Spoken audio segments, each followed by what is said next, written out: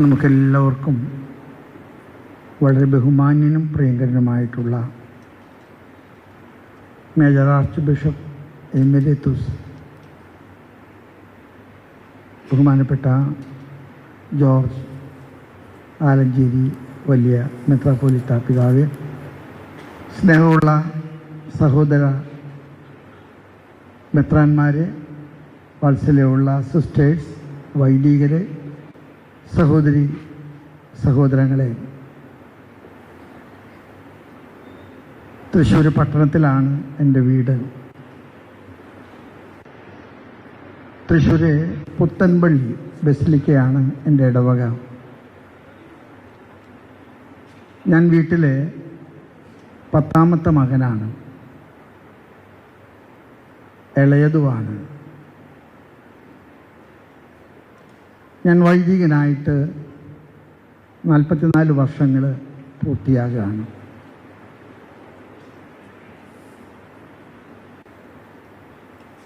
ഞാനെപ്പോഴും എൻ്റെ പൗരോഹിത്യത്തെക്കുറിച്ച് ആലോചിക്കുമ്പോഴൊക്കെ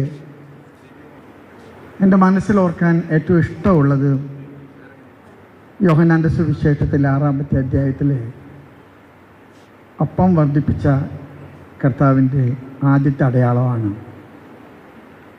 കർത്താവിന് ജനക്കൂട്ടത്തോട് അനുകമ്പ തോന്നി,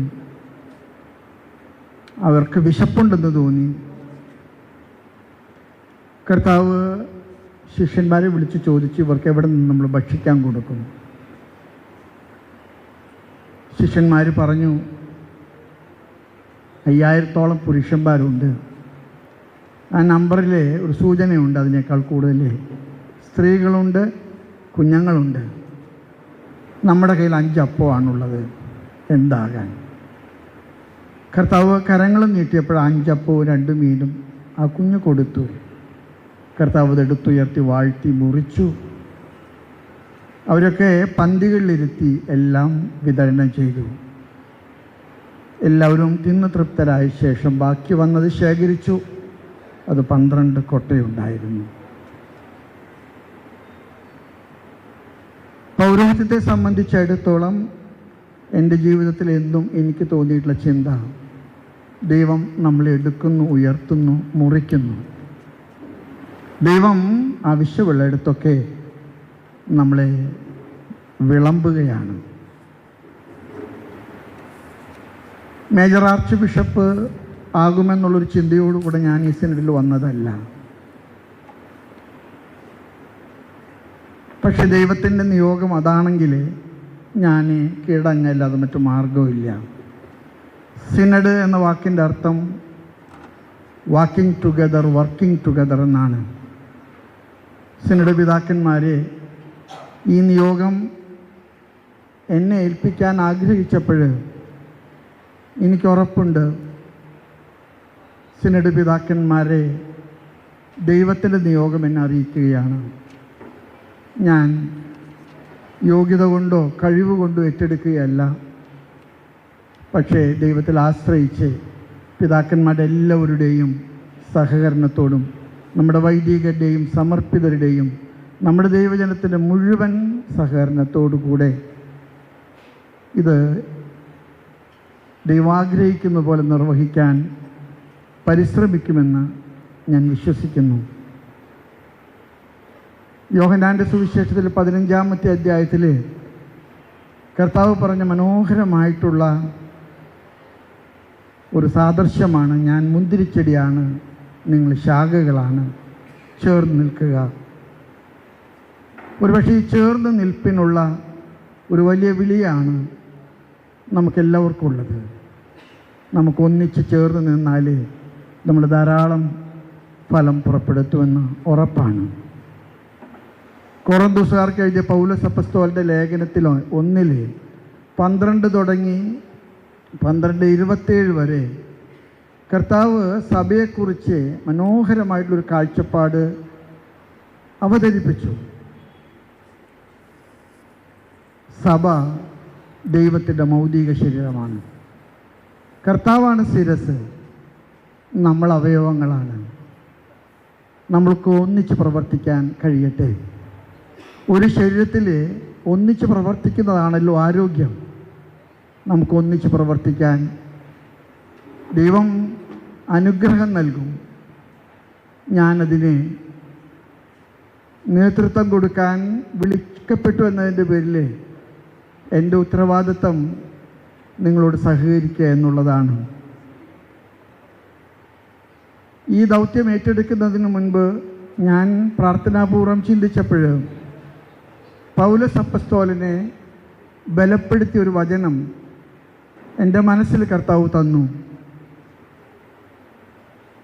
2 കൊറിന്തോസുകാർക്ക് എഴുതിയ ലേഖനത്തിലെ 12-ാമത്തെ 9-ാമത്തെ വചനം, നിനക്ക് വേറെ ഒന്നും വേണ്ട, എൻ്റെ കൃപ മതി. My grace is sufficient for you.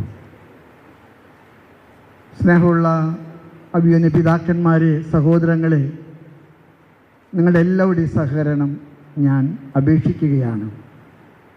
മെത്രാൻ ഒരു സ്വകാര്യ സ്വത്തല്ല, മെത്രാൻ എല്ലാവരുടെയും പൊതു സ്വത്താണ്.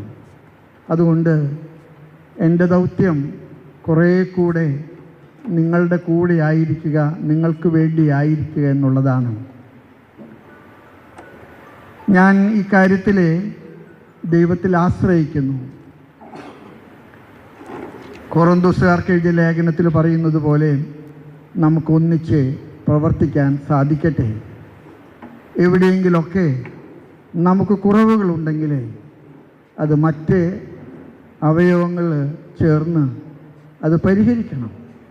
അങ്ങനെ പരിഹരിക്കുന്ന ഒരു ശൈലിയായിരിക്കണം എൻ്റേതെന്ന് ഞാൻ വിശ്വസിക്കുന്നു.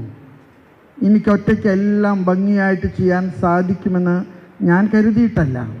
പക്ഷെ നമ്മളെല്ലാവരും കൂടെ ഒന്നിച്ചു നിന്നാൽ കർത്താവ് നമ്മിലൂടെ അത്ഭുതങ്ങൾ പ്രവർത്തിക്കും. ഞാൻ ദീർഘമായിട്ട് സംസാരിക്കുന്നത് ശരിയില്ലെന്ന് എനിക്കറിയാം. ഞാൻ വീട്ടിലായിരിക്കുമ്പോൾ അമ്മ മരിക്കുന്നതിന് മുമ്പ് എന്നെ ഏൽപ്പിച്ച ഒരു സമ്മാനമുണ്ട്. ഞാൻ ഇന്ന് ചൊല്ലിക്കൊണ്ടിരിക്കുന്ന കൊന്ത. അമ്മ എന്നോട് പറഞ്ഞിട്ടുണ്ട്, നീ അത് സൂക്ഷിച്ചേക്കണം, നീ അത് കളഞ്ഞേക്കരുത്. പരിശുദ്ധ അമ്മ വഴി നടത്തും. കാനായിലെ കല്യാണ വിരുന്നിലെ ഏറ്റവും വലിയ ഒരു പ്രതിസന്ധിയുടെ നടുവിൽ വീഞ്ഞ് തീർന്നു പോയപ്പോൾ, അപമാനത്തിൻ്റെ അപഹാസ്യതയുടെ നടുവിൽ അമ്മ പറഞ്ഞു, മകനെ അവർക്ക് വീഞ്ഞില്ല. ഒരുപക്ഷെ സാഹചര്യങ്ങൾ വീഞ്ഞ് തീർന്നു പോയ കൽഭരണികളുടേതായിട്ടുള്ള അപമാനത്തിൻ്റെയും സങ്കടങ്ങളുടെയും സംഘർഷങ്ങളുടെയും ഒക്കെ കാലാവസ്ഥയാണ്. സാരമില്ല, അമ്മ അതെല്ലാം നമുക്ക് അനുകൂലമാക്കും. ആ ദാസന്മാർ പറഞ്ഞ കാര്യം വളരെ സത്യമാണ്. ഏറ്റവും മേൽത്തരം വീഞ്ഞ് രുചിച്ച കലവറപ്രമാണി ചോദിച്ചത് എവിടെ നിന്നാണ്? മറുപടി ഇതായിരുന്നു, വെള്ളം കോരി കൽബനിൽ നിറച്ച ദാസന്മാർക്കല്ലാതെ മറ്റാർക്കും അതറിയാൻ പാടില്ല. നമ്മുടെ സഭയുടെ വളർച്ച അതാണ്. നമ്മൾ മെത്രാന്മാർ കലവറപ്രമാണികളായിരിക്കാം, പക്ഷെ നമ്മുടെ സഭയുടെ വളർച്ചയും വലുപ്പവും ഒക്കെ നമ്മുടെ വൈദികരും നമ്മുടെ സമർപ്പിതരും നമ്മുടെ അൽമായരും നമ്മുടെ കുടുംബങ്ങളും നടത്തുന്ന കഠിനാധ്വാനത്തിൻ്റെ ഫലമാണ്. ഞാൻ ദീർഘിപ്പിക്കില്ല. എല്ലാവരോടും നന്ദി. ഇന്ന് ഇവിടെ വന്നു ചേർന്ന മാധ്യമപ്രവർത്തകരോട് ഒരുപാട് കടപ്പാടുണ്ട്. ഈ വിശേഷം എല്ലാവരും അറിയിക്കാൻ തുടർന്നും നിങ്ങളുടെ സഹകരണവും നിങ്ങളുടെ സഹായവും ഞങ്ങളോടുകൂടി ഉണ്ടായിരിക്കണം എന്ന് ഞാൻ അഭ്യർത്ഥിക്കുന്നു. എന്നെ കാണുന്ന, ഓൺലൈനിൽ കാണുന്ന എല്ലാവരോടും എനിക്ക് പറയാനുള്ളത്, തട്ടിൽ പിതാവ് മേജർ ആർച്ച് ബിഷപ്പായി തിരഞ്ഞെടുക്കപ്പെട്ടുവെങ്കിലും ഒരു മാറ്റവും എനിക്ക് വന്നിട്ടില്ല.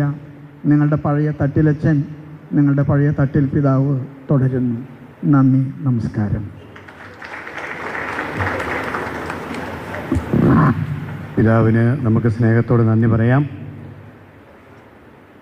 സിറോ മലബാർ സഭയിലെ സിനഡ് പിതാക്കന്മാരെല്ലാവരും ഇപ്പോൾ പുതിയ മേജർ ആർച്ച് ബിഷപ്പിനോട് തങ്ങൾക്കുള്ള സ്നേഹവും ആദരവും പ്രകടിപ്പിച്ചുകൊണ്ട് ആശംസകൾ അർപ്പിക്കുന്ന അവസരമാണ്.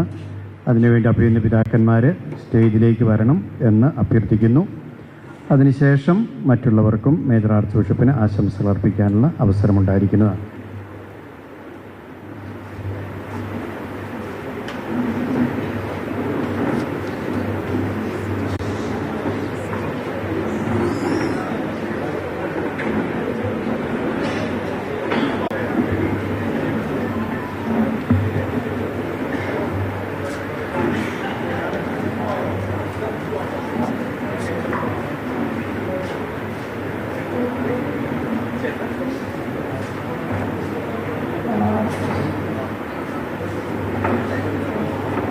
ഇവിടെ ഇരിക്കാം.